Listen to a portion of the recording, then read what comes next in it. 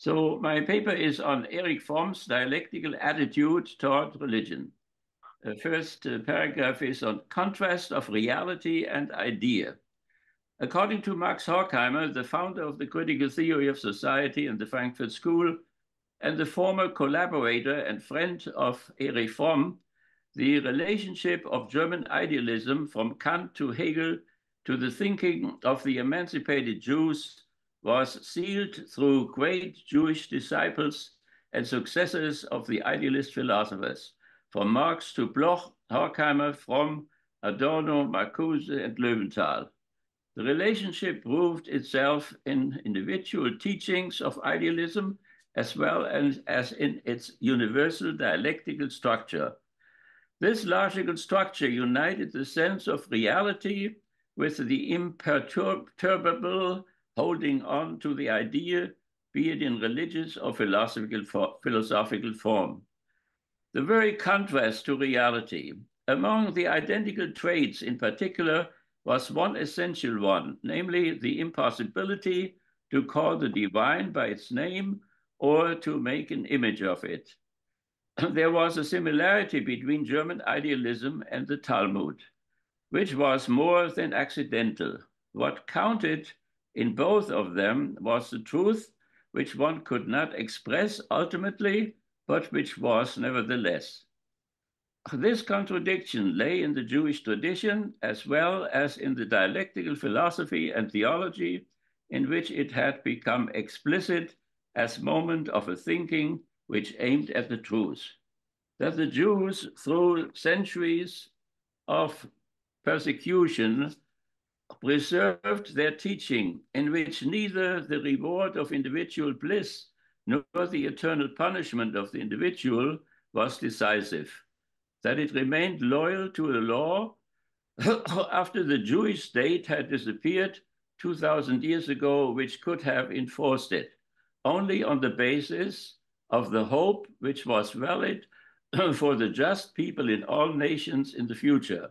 That precisely was the contradiction which connected it with the great philosophy in Germany, really with all what in a popular way and ironically was continually named idealism in everyday discourse. Here we concentrate on Erich Fromm and his teaching on the revolutionary or democratic and authoritarian personality, as well as on the being and having character in the religious as well as the secular sphere.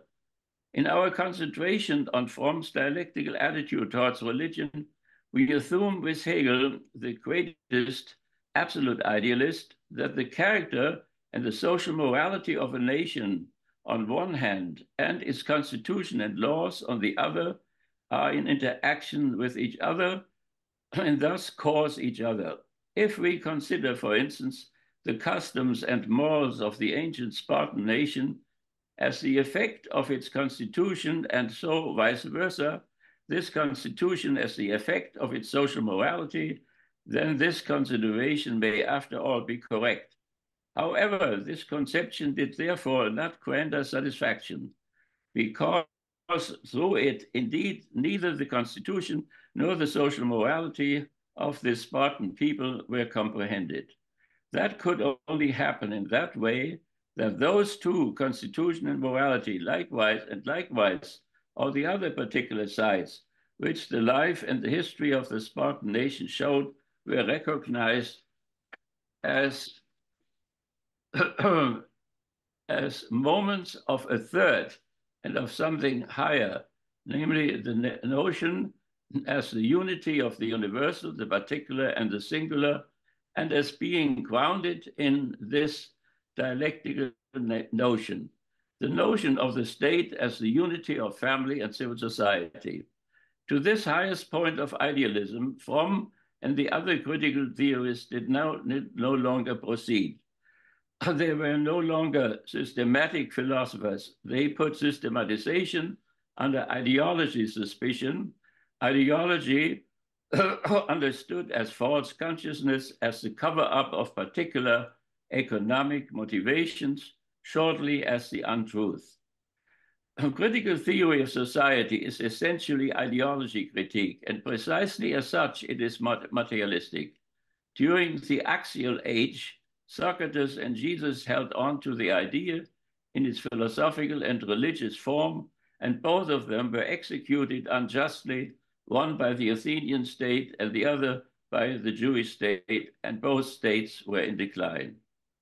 Erich Fromm's dialectical attitude toward religion and critical theory of character, society, and religion reached its climax not in its encounter with Judaism, the religion of sublimity, or with Christianity, the religion of becoming, freedom, and full manifestation, or with Buddhism, the religion of inwardness, but rather in his encounter with the great high medieval panentheistic philosopher and theologian Meister Eckhart, whose influence has reached into modernity, into historical idealism, as well as into historical materialism.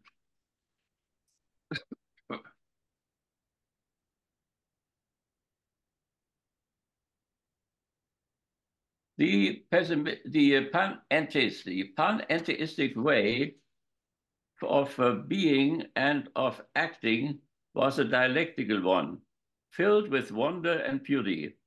It was wonderful to be dialectical in both ways, in being outside and inside, in seizing and in being seized, in seeing and at the same time in being seen, in holding and being held. That precisely was the dialectical goal of panentheism, where the spirit remained at rest, united with eternity. As Meister Eckhart let see Hegel, the dialectic of enlightenment a century before Max Horkheimer, and his friend Theodor Wiesengrund Adorno, and bring him back to religion, to Christianity. So he helped Fromm to revise the Marxian and the Freudian Enlightenment and to rediscover religion again, Judaism as well as Buddhism and Christianity. Meister Eckhart's panentheism helped Fromm to mediate between the pantheism of the Oriental religions, for instance, Taoism, the already Trinitarian Chinese religion of measure, and Hinduism, the likewise Trinitarian Indian religion of imagination on one hand, and the theism of the Occidental religions, for instance, the Trinitarian Christianity and the Unitarian deism, invented by Voltaire and Rousseau in preparation of the bourgeois Enlightenment and Revolution on the other. What alienated Fromm, as well as his former friends Horkheimer, Adorno, and Herbert Marcuse, from the religion of his youth, his family's Judaism, were the aggression, the destruction, and the wars of annihilation, willed, commanded, and ordered by the authoritarian God. Here in Judaism, the Israelites, liberated by Yahweh and through Moses from Egyptian slavery, had slaves again and engaged in wars of colonization and were severely punished for it. Here, having received from Yahweh through Moses the 10 Commandments, the Israelites returned with the help of Aaron to the golden calf again, to idolatry, and were severely punished for it.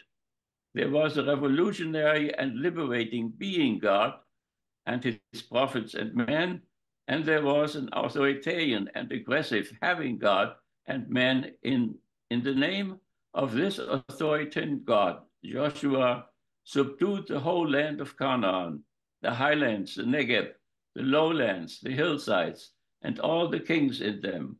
He left not a man alive and delivered every single soul over to the ban, as Yahweh, the authoritarian God of Israel, had commanded. Joshua conquered them from Kadesh Barnes to Gaza. Joshua slaughtered the 31 kings west of the Jordan, starting out with the king of Jericho, the oldest city of the area, and the king of Ai near Bethel, and others east of the Jordan. with all their people, men, women, and children. In Jericho, only a prostitute and her family was allowed to survive because she had helped to rescue two spies sent by Joshua before the campaign. After the Anakim had been wiped out by the Israelites, the country had rest from war. Such genocidal military action in an historical authoritarian structure stood, despite of the following peace, in contrast to the idea and to the law, the Decalogue and the Sermon on the Mount. You should not steal, you should not kill, you should not lie, you should keep the golden rule. The Israelites who were liberated by Moses and his God from Egyptian slavery were identical with those who rebelled against Moses and his God and their liberation and wanted to return to Egypt's meat pots, but also radically different from each other. The Israelites who were to receive the Decalogue from Moses and his God on Mount Sinai were identical with those who made the golden calf and fell into idolatry, but also radically different from each other. The first group of Israelites elevated themselves to the idea, the second group conformed to reality. There could be no greater contrast than that between idealists and realists. In the midst of the authoritarian structure of the commanding God and the obeying humans, there was present already the seed of revolution, liberation, being, and peace. According to Fromm, one of the main themes of the Hebrew Bible was the dialectic of the authoritarian and the revolutionary character. Another theme was the dialectic of the having and the being character. Leave what you have, free yourself from all fetters, be. The history of Hebrew tribes began with the command to the first Hebrew hero, Abraham, to give up his country around Ur and his clan and to go to the unknown. Yet Abraham's descendants settled on a new soil and new clannishness developed. This dialectical process led to more severe bondage precisely because the Hebrews became rich and powerful in Egypt. They became slaves. They lost the vision of the one God of their monadic ancestors. They worshipped idols. The gods of the rich turned later into their masters. The second Hebrew hero was Moses. He was charged by God to liberate his people. He was to lead them out of the country of Egypt that had become their home, even though eventually a home for slaves. The people were to go into the desert in order to celebrate. Reluctantly and with great misgiving, the Hebrews followed their leader Moses into the desert, the mystical key symbol in this liberation. Later, the Hebrews conquered new lands. They exterminated their enemies. They settled on their enemy's soil. They worshipped their enemies' idols. They transformed their democratic tribal life into that of Oriental despotism and authoritarianism. They had slaves. They colonized. In his critical theory of society and religion, Fromm held on to the double dialectic, first of revolutionary and authoritarian tendencies, and then of being and having tendencies. For Fromm, in the midst of the fascist temptation, there was present already the democratic resistance.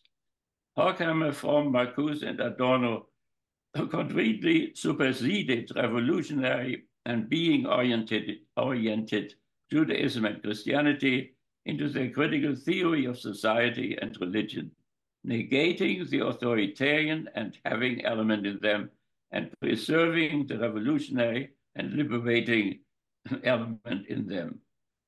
Horkheimer did not believe that authoritarian Adolf Eichmann illegal capture and his trial and execution in Jerusalem would diminish anti-Semitism, nor did Fromm, Marcuse, or Adorno. Fromm hoped that the Israelites' prophetic messianic message of freedom and being could finally conquer anti-Semitism and all other dualisms. The critical theorists may not have known what could stop authoritarian anti-Semitism, but they knew that authoritarian police or military actions could not do it. Otherwise, World War II, the massive military victory over fascism by socialist Russia and liberal America, should have finished authoritarian anti-Semitism forever. It did not. With Erich Fromm, Rudolph, if I may interrupt just briefly, 5 minutes, just to okay, 5 minutes, very good. thank I you. come, Sorry for the interruption. I come to the end then. Just one more paragraph.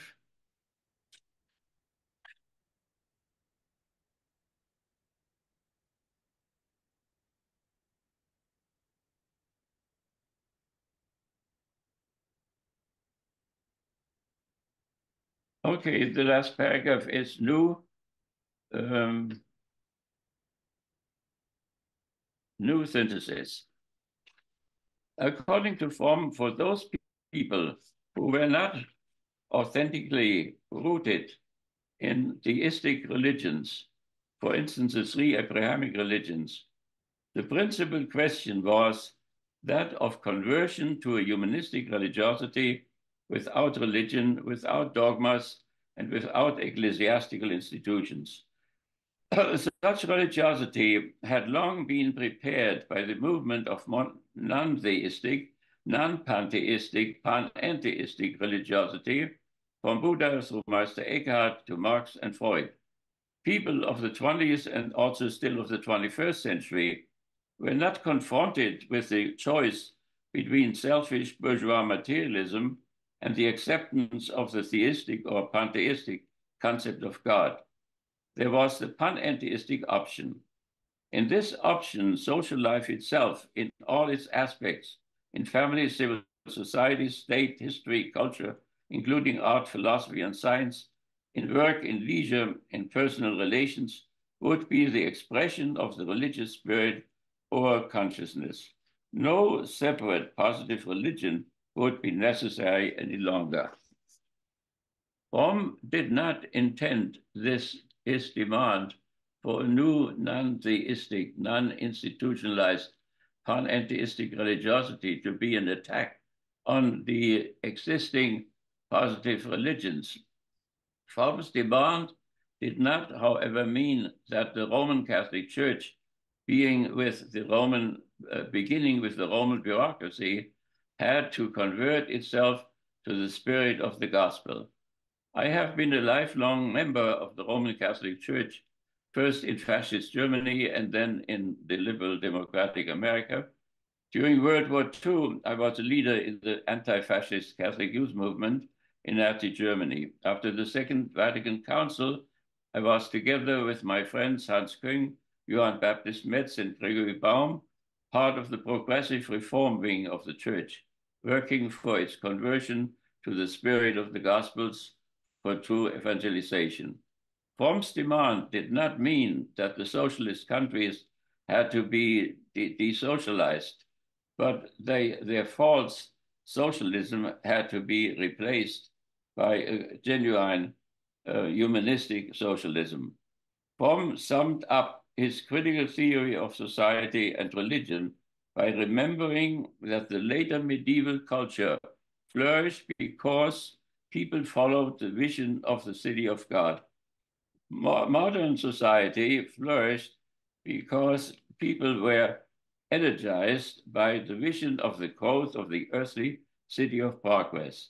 It ended with the sinking of the Titanic and World War I. In the 20th century, this vision of progress deteriorated to that of the Tower of Babel. It was in the 20th century when it began to collapse. And so we may add, it is now continuing to disintegrate with much confusion.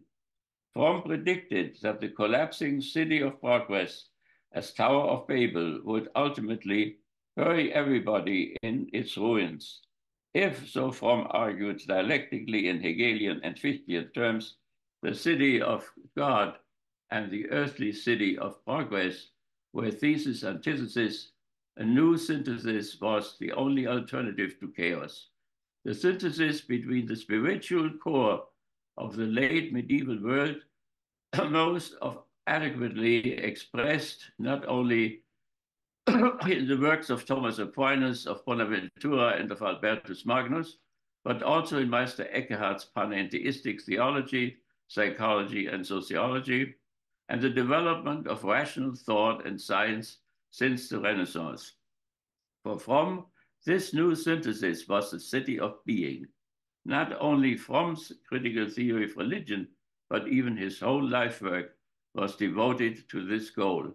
Likewise, a renaissance of Fromm's work would serve and promote this new synthesis.